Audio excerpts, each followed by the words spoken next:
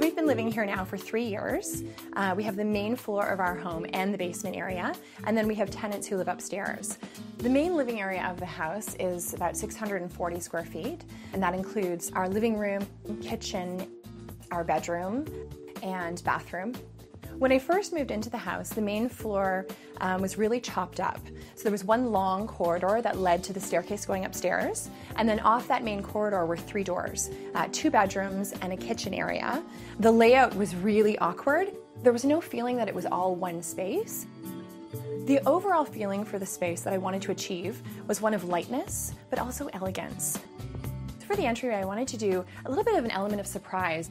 I decided to do a punchy paint color, and my mom had a lot of Jasperware Wedgwood pottery, and I loved it. I always loved the color combination.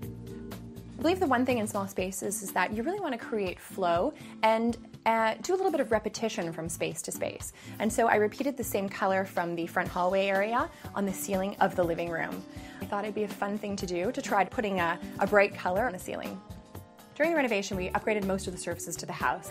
And in that process, I discovered that I would need a large bulkhead in my living room. So I wrapped the bulkhead all the way around the living room to create an elegant, warm feel that was in keeping with what I was trying to achieve in the overall vision.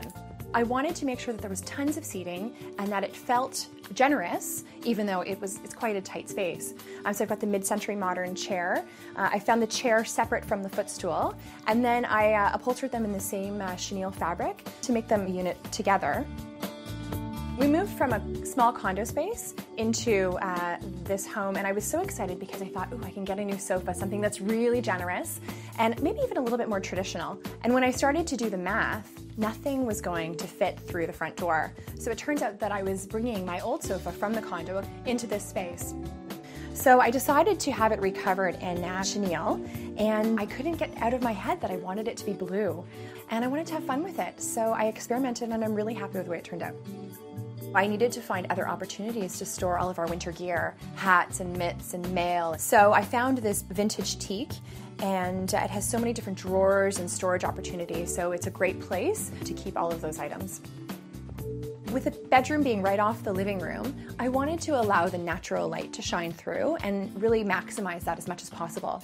So I decided to go with a French door instead of a wall with a single door, because it does allow the light to pass through into the living room space. I wanted to repeat some of the colors that I've used in the rest of the house in the bedroom as well to create some consistency. So I went with a neutral toned grass cloth with a little bit of gold in the paper. It makes the room feel very cozy and warm, but also a little bit more luxurious. I decided to do 5 separate doors on one wall and maximize the area of that wall that we were devoting to a closet. That way you can actually open more area and see what you have in front of you. Because we're in the restaurant business, I didn't want the kitchen to feel like another workspace in our home. I really wanted it to feel more like furniture, an entertaining space. And so I decided to go with the wood cabinetry to give it that kind of a feel. The one thing that I really, really wanted to get out of this space and was really challenged by was a proper formal dining area. And what that meant was that I had to squish the functions of a standard kitchen to sort of half the size of the kitchen in order to accommodate that dining area. The banquette feels a bit like a sofa, and the seat can actually lift up, and there's quite a large space down there to keep things that you don't use all the time but you need to have access to in a kitchen. I also needed an opportunity and a place to hide a fridge and some extra storage. So I created this wall area in the center of the circulation space. The fridge is built into the wall, as is some extra cabinetry. So it really helps to make the space still feel open, but give us all the function of a kitchen in a very small area.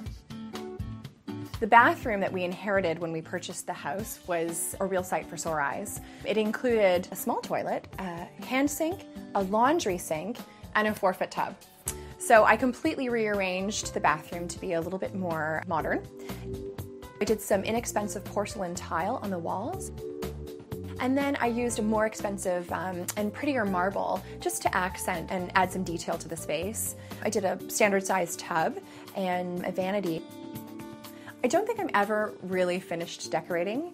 I find that in my nature, when I see things I love, it's as though I have a dialogue with it and it says, I have to go home with you. And so I feel like I'm always bringing in new things and things I love. And I think that's what great decorating in great homes are all about. It's about the things that bring you joy. And so I think this will always be a work in progress for me.